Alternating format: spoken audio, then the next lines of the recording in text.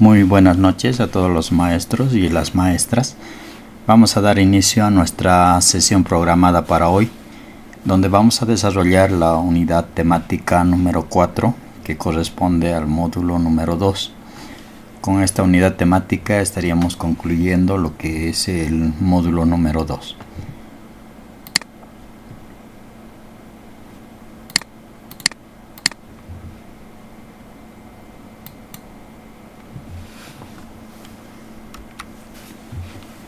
El diplomado Innovación Didáctica para el Desarrollo del Pensamiento Lógico Matemático. Dentro de la unidad, el módulo número 2, tenemos la unidad temática número 4. Para esta unidad temática vamos a iniciar observando un video que va a llevar tal vez un poco a la reflexión de este término que principalmente vemos en el diplomado, que es el desarrollo del pensamiento lógico matemático. ¿A qué se refiere estos términos? ¿Cómo podemos desarrollar esto con nuestros estudiantes, Vamos a ir viendo el video, luego vamos a ir también respondiendo algunas preguntas después.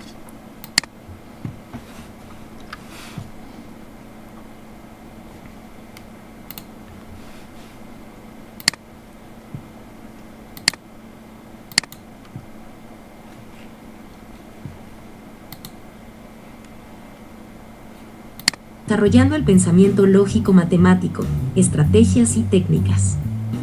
El pensamiento lógico matemático es una habilidad fundamental en el ámbito educativo y profesional. Desarrollar esta capacidad no solo mejora la comprensión de conceptos matemáticos, sino que también potencia la resolución de problemas en diversas áreas. El primer paso para desarrollar el pensamiento lógico matemático es comprender su esencia. Este tipo de pensamiento se basa en la capacidad de analizar, razonar y resolver problemas de manera estructurada. Involucra habilidades como la deducción, la inducción y la inferencia, las cuales son esenciales para abordar problemas matemáticos complejos.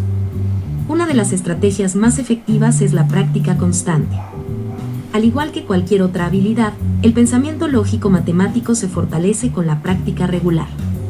Resolver problemas matemáticos diariamente, desde los más simples hasta los más complejos, ayuda a familiarizarse con diferentes tipos de desafíos y métodos de solución.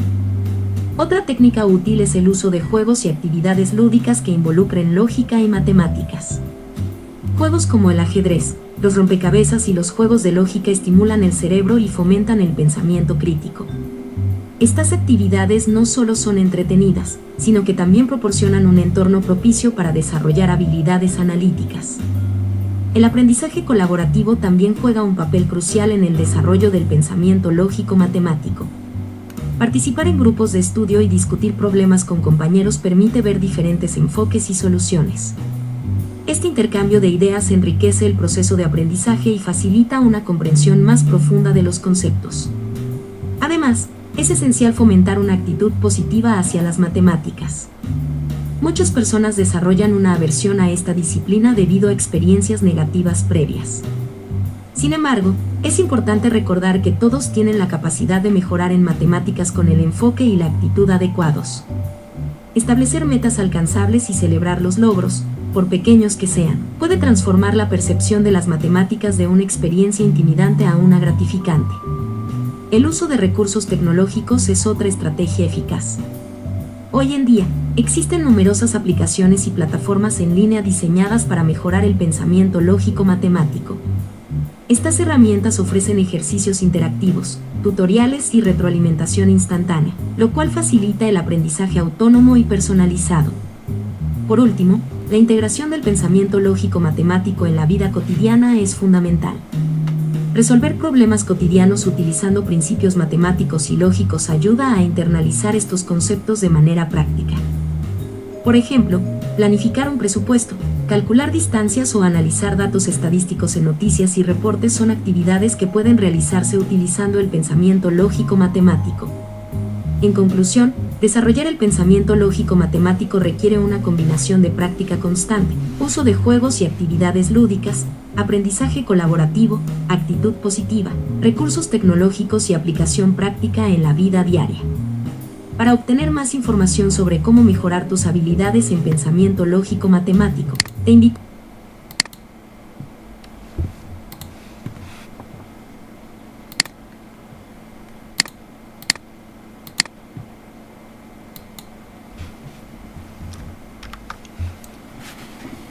Bueno, el video nos ha dado algunas características, algunas acciones, unas estrategias que nos pueden servir para desarrollar lo que es el pensamiento lógico matemático, ¿no? De ellas tal vez podemos rescatar algunas, ¿no? Bueno, tenemos también algunas preguntas para ir resolviendo esta ¿no? La situación de cómo podemos desarrollar el pensamiento lógico matemático en los estudiantes, ¿no?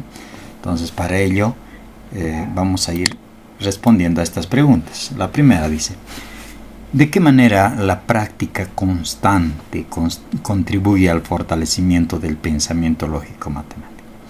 ¿Y por qué es esencial su desarrollo, ¿no? ¿Por qué hablamos de desarrollar el pensamiento lógico matemático?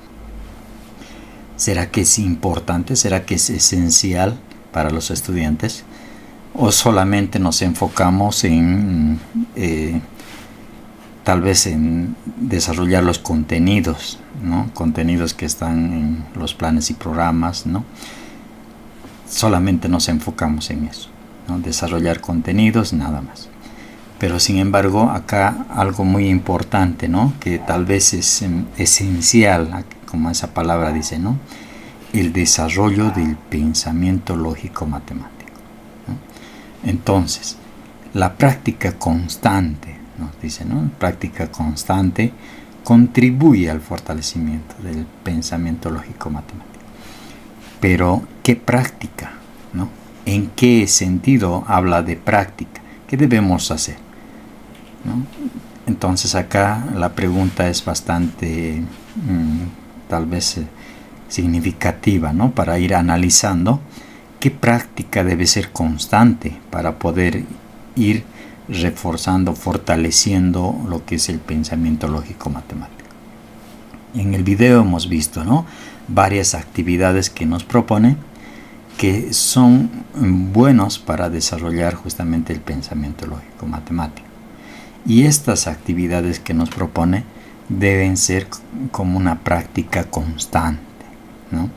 Los juegos, por ejemplo, ¿no? Juegos de lógica, ¿no? Juegos de lógica que, si bien al principio van a ser complejos, conforme vamos desarrollando estos juegos, vamos practicando estos juegos, entonces se van a hacer más fáciles, ¿no? Entonces es una manera también. Más abajo dice: ¿cómo los juegos y actividades lúdicas como el ajedrez o el rompecabezas pueden ser una herramienta eficaz para fortalecer o fomentar el pensamiento lógico matemático? Acá ya está más claro, ¿no? Entonces acá ya nos habla de juegos, ¿no? Juegos y actividades lúdicas, como un ejemplo el ajedrez, ¿no?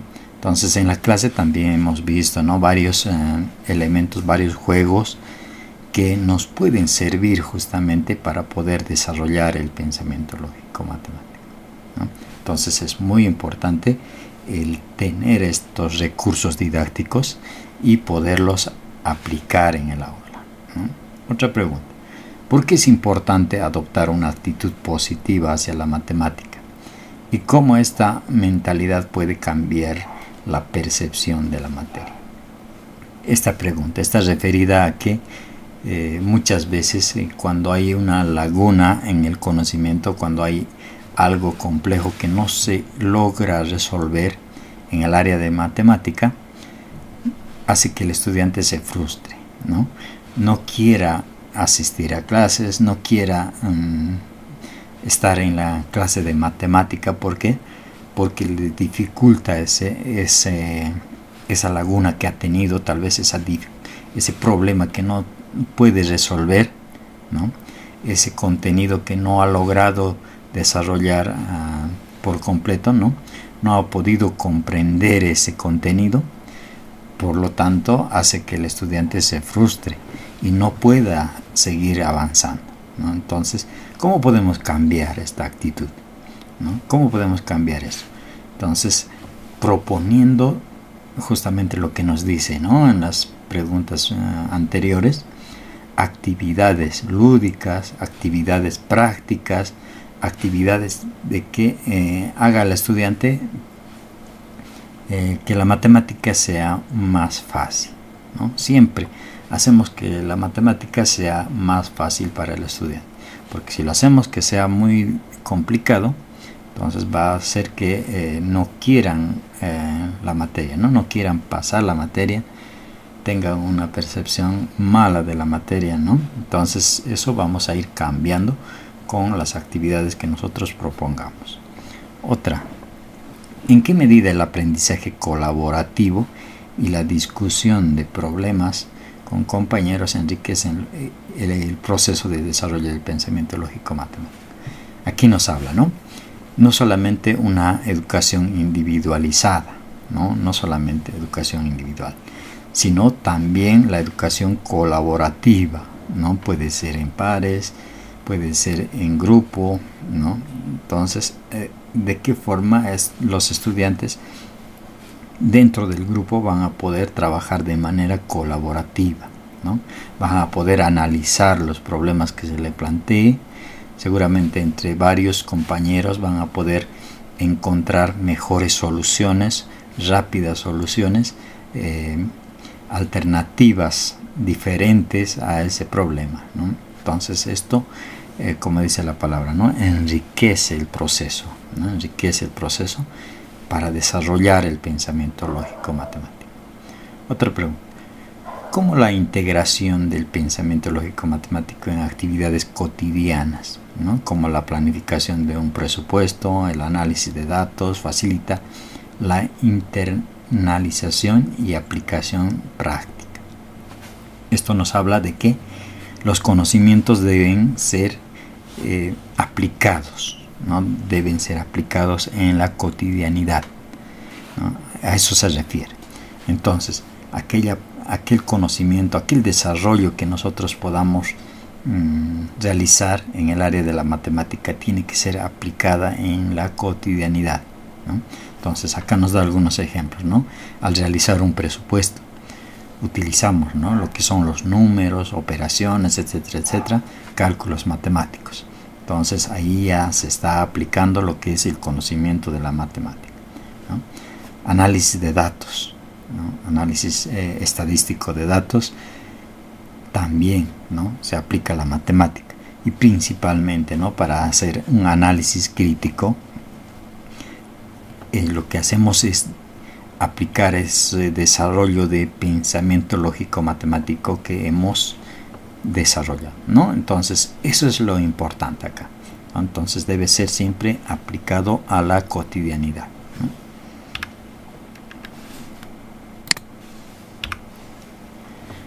Bueno, la unidad temática número 4 tiene el siguiente título, Diseño de actividades innovadoras para el desarrollo del pensamiento lógico matemático en aritmética.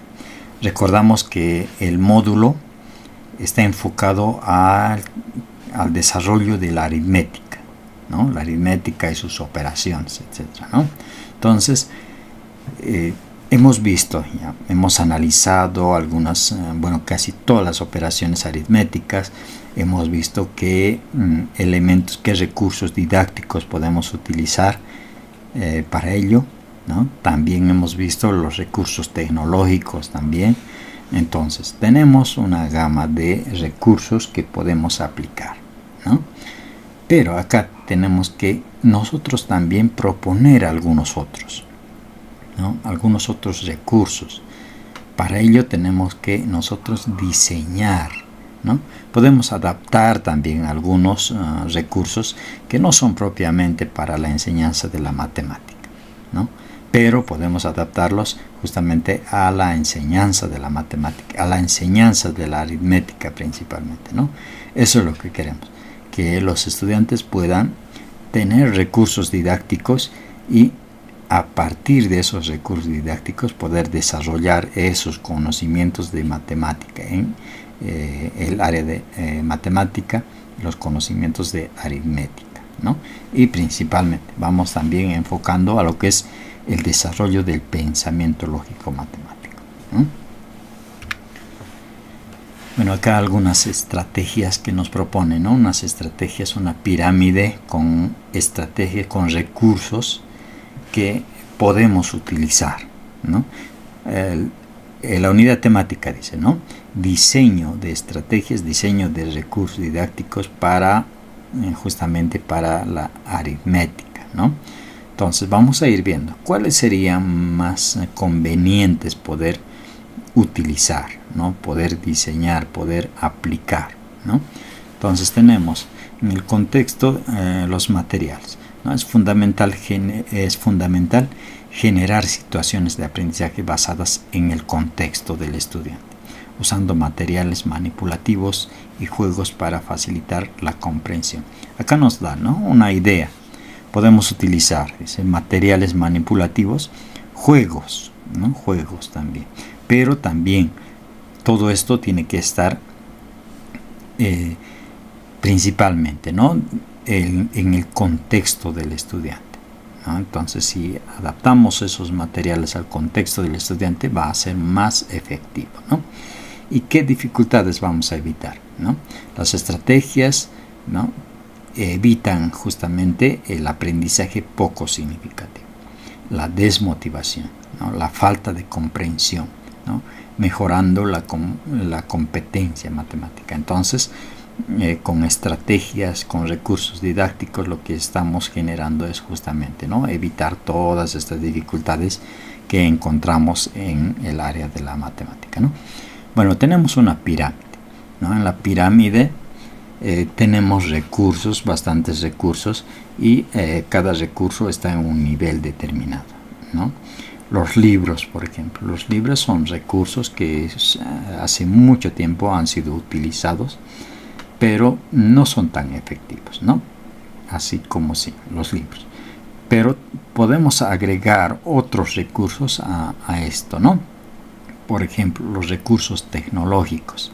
Ahora que tenemos ya bastante acceso a lo que es el internet, las computadoras, celulares, etcétera, etcétera, entonces podemos hacer uso de todo este recurso tecnológico para poder apoyar a lo que es el recurso, ¿no? De los libros. También tenemos otros recursos, ¿no? Otros recursos literarios que no siempre están en los libros, ¿no? Como las adivinanzas, narraciones, canciones, etcétera. Estos recursos literarios que podemos apropiarlos y adaptarlos a la enseñanza de la matemática, ¿no? Más abajo tenemos los recursos lúdicos. Todos los juegos que me puedan ser útiles para poder enseñar lo que es la aritmética están acá, ¿no? Recursos lúdicos. Entonces tenemos bastante acá. También otros, ¿no? Los recursos manipulativos, los materiales inespecíficos, aquellos que no están elaborados propiamente para la enseñanza de la matemática, ¿no? Pero podemos utilizarlos, podemos adaptarlos nosotros para poder enseñar la matemática, especialmente la aritmética, ¿no? También aquellos recursos materiales, ¿no? Comercializados, diseños, también aquellos que podemos comprar, ¿no? A eso se refiere, a esos materiales, ¿no? Otro recurso también, lo que está adaptado a situaciones cotidianas. Esto es muy importante, ¿no? Todo recurso que nosotros utilizamos, tratamos siempre de que sea del contexto, del entorno del estudiante, ¿no?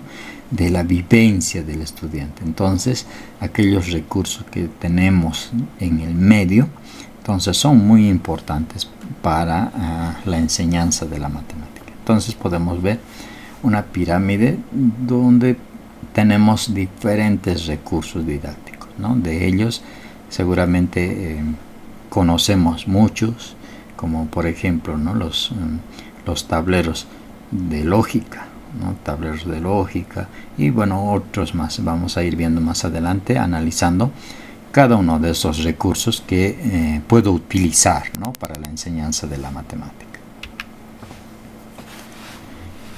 acá tenemos algunos ejemplos, ¿no? Los rompecabezas numéricos. Rompecabezas numéricos que, además de desarrollar el pensamiento lógico matemático, también desarrollan lo que es la aritmética, ¿no? En estos rompecabezas numéricos podemos adaptarlos a la necesidad que nosotros tengamos. Desarrollamos la suma, resta, multiplicación, división, dependiendo del contenido. Entonces podemos realizar nuestros rompecabezas numéricos con las operaciones que nosotros tengamos que desarrollar, ¿no? Entonces estas actividades son muy interesantes, hace que el estudiante pueda a través del juego pueda practicar lo que son las operaciones aritméticas, ¿no? También otros que son, bueno, el juego del Sudoku no está propiamente hecho para la enseñanza de la matemática, ¿no? Pero la podemos utilizar. ¿Por qué? Porque este juego desarrolla bastante lo que es el pensamiento lógico matemático, ¿no? Desarrolla bastante. Además de que incluye los números, ¿no? Si incluye los números, entonces fácilmente podemos adaptarlo a la matemática, ¿no? Entonces, un juego de lógica que es muy importante. ¿Por qué? Porque permite justamente el desarrollo del pensamiento lógico. Entonces, Sudoku como una alternativa también de recurso didáctico, ¿no? Recurso lúdico. Tenemos otras actividades. Estas actividades son cooperativas, ¿no? También me sirven para la enseñanza de la matemática, pero estas actividades son, como dice acá, ¿no? Cooperativas. Entonces las podemos realizar en grupos, ¿no? En grupos de estudiantes, donde vamos a ir trabajando lo que es las operaciones aritméticas, ¿no? Entonces, el primero, la batalla de números, ¿no? Entonces, un juego en equipos que realiza operaciones aritméticas, fomentando cálculo mental y razonamiento. Entonces, batalla de números es una actividad cooperativa donde los estudiantes van a competir en grupos realizando justamente operaciones aritméticas, haciendo un cálculo mental, razonamiento, ¿no? Lo que acá vamos a como objetivo tener es justamente eso, ¿no? Poder competir con nuestros estudiantes y poder hacer las operaciones aritméticas de la manera correcta y de la manera rápida, ¿no? Precisa, y de tal forma que se vaya a practicar, ¿no? estas actividades, ¿no? Otra, dinámica del cuaderno giratorio, ¿no? Entonces, esta dinámica también corresponde a lo que es las actividades cooperativas, ¿no? Actividades cooperativas donde el estudiante va a participar, o en grupos, ¿no? En grupos va a participar, y para ello vamos a necesitar, acá tenemos, ¿no? Un cuaderno para cada grupo, y las instrucciones, ¿no? Entonces, las instrucciones que justamente van a ir a desarrollar operaciones aritméticas en el orden que nosotros les vayamos indicando, o también el orden que se vaya describiendo, ¿no? Entonces, los estudiantes van a ir resolviendo estas operaciones en grupo. Entonces, cada uno va a poder resolver una operación, pasar al compañero el cuaderno, y él resolverá otra operación, pasa al otro compañero, revisa, resuelve, pasa al otro compañero, y así vemos que el trabajo en equipo, ¿no? Resolviendo operaciones aritméticas, revisando resultados, ¿no? Entonces estamos haciendo un trabajo conjunto, un trabajo dinámico, donde también puede ser visto como una competencia, ¿no? Entre grupos, quién resuelve más rápido las operaciones, quién resuelve de la manera correcta todas esas operaciones, y qué grupo llega al resultado de la manera más rápida, ¿no? Entonces, ahí otra dinámica.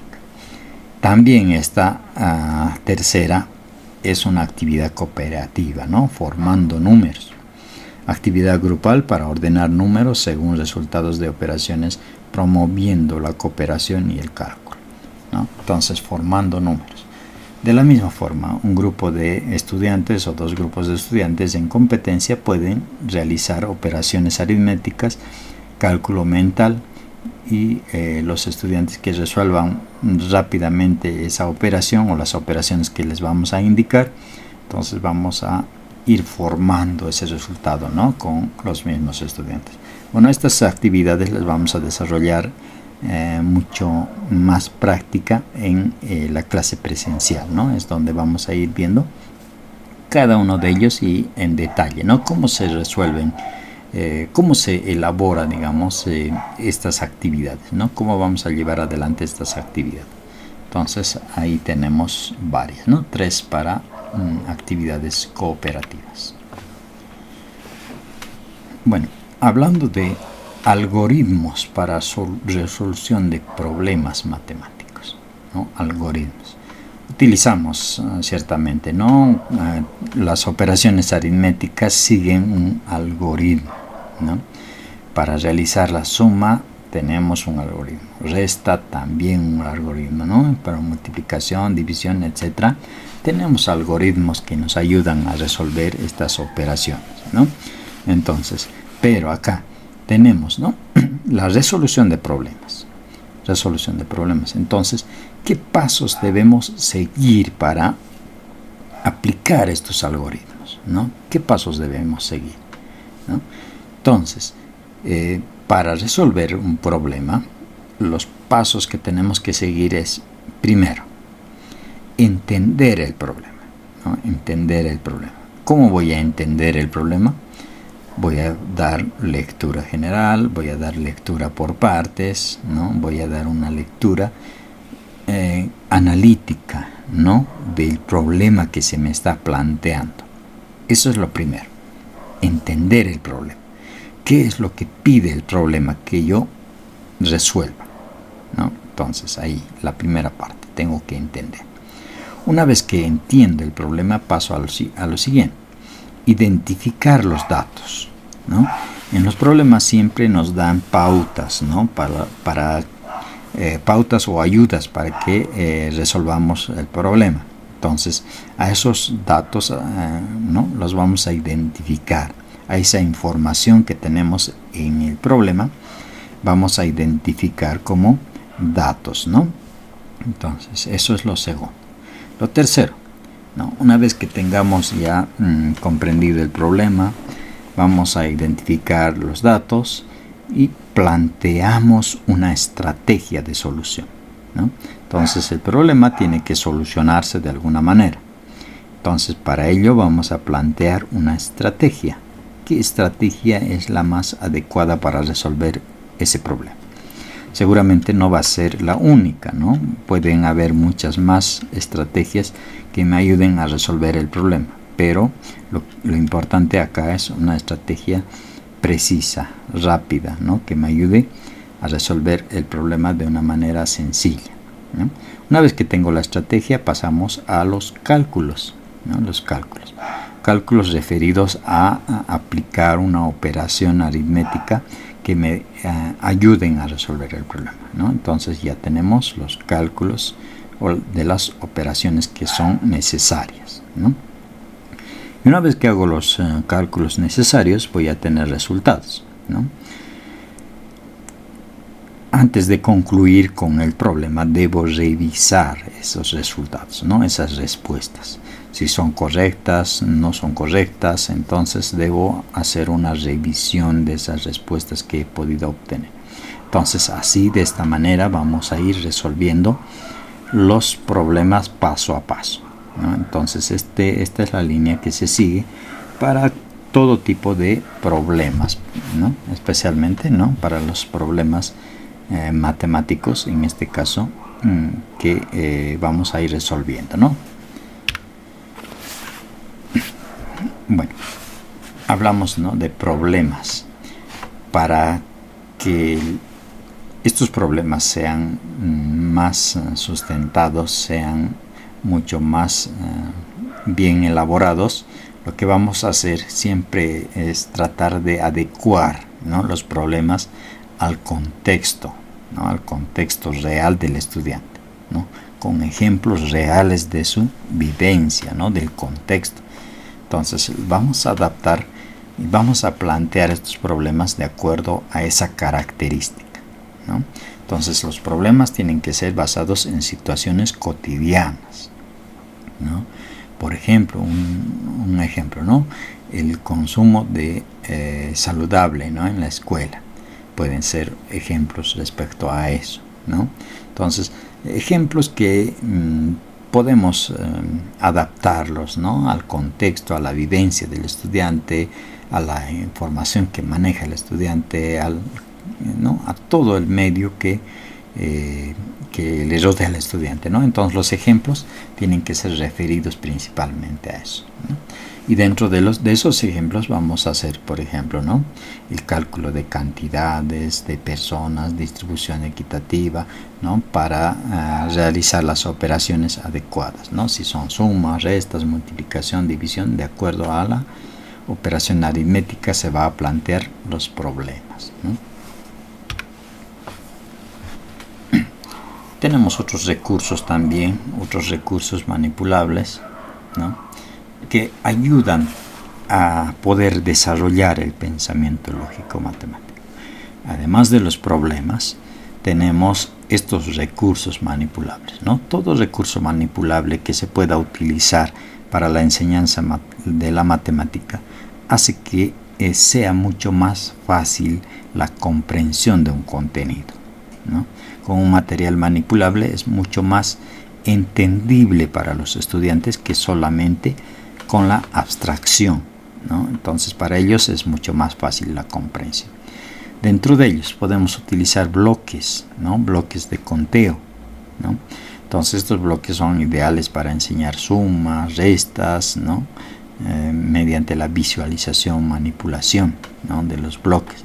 Dentro de ellos hemos visto, ¿no? Un recurso bastante importante que son las regletas de Cuisinieri, ¿no? Entonces estas regletas me permiten justamente como material manipulable poder introducir estos contenidos, ¿no? De la suma, resta, ¿no? E incluso otros contenidos más complejos se puede realizar con este material, ¿no? Otros materiales, los dados, las cartas, ¿no? Entonces estos materiales no están elaborados propiamente para la enseñanza de la matemática, pero nosotros la utilizamos como un recurso lúdico, ¿no? Que promueve la competencia, ¿no? Porque tenemos la posibilidad de tener diferentes datos, ¿no? Diferentes números que me permiten realizar operaciones aritméticas, ¿no? Otro, las pulseras multiplicadoras también, ¿no? Otra alternativa que puedo utilizar con mis estudiantes para que pueda practicar esta operación, ¿no? Vemos al lado también la imagen, ¿no? De mosaicos, ¿no? Mosaicos que me permiten, además de practicar las operaciones aritméticas, poder conformar diseños, ¿no? Diseños con esos mosaicos que tengo en la imagen, ¿no? Entonces son alternativas que puedo utilizar de materiales manipulables. Bueno, una vez que utilizo estos materiales, estos recursos didácticos, toda esta gama de posibilidades, tengo que evaluar, ¿no? Tengo que evaluar en qué medida se está desarrollando estos contenidos de buena manera, están siendo bien recibidos, están siendo me están sirviendo para la enseñanza de los contenidos, o tal vez no están siendo muy útiles. Entonces tengo que evaluar justamente, ¿no? Justamente para ello tengo criterios, ¿no? Criterios. Por ejemplo, la comprensión del problema, ¿no? ¿Se comprende el problema? ¿No se comprende? ¿No?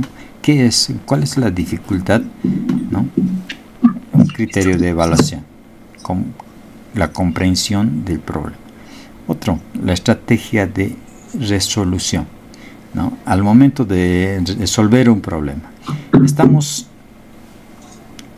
utilizando una buena estrategia, no se está utilizando estrategias adecuadas, ¿no?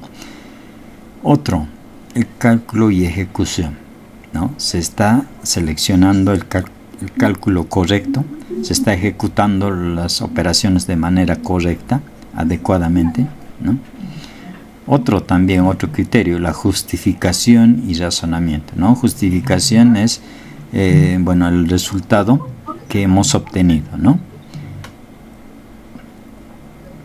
Vamos justificando entonces esos resultados. Y por último, la presentación y la organización, ¿no? ¿Cómo se presenta esa solución a esos problemas, ¿no? Entonces estamos evaluando algunos criterios, ¿no? De cómo resolvemos un problema, cómo realizamos una operación, estamos viendo, ¿no?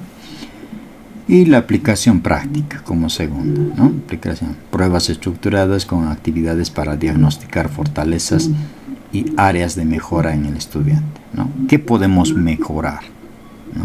Entonces tenemos pruebas para diagnosticar ello.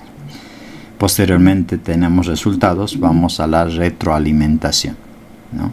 Retroalimentación que me sirve justamente para poder reforzar aquellas debilidades que he podido identificar en mis estudiantes, ¿no? Entonces son alternativas de criterios de evaluación, ¿no? Aplicación para identificar las dificultades en los estudiantes y la retroalimentación posterior.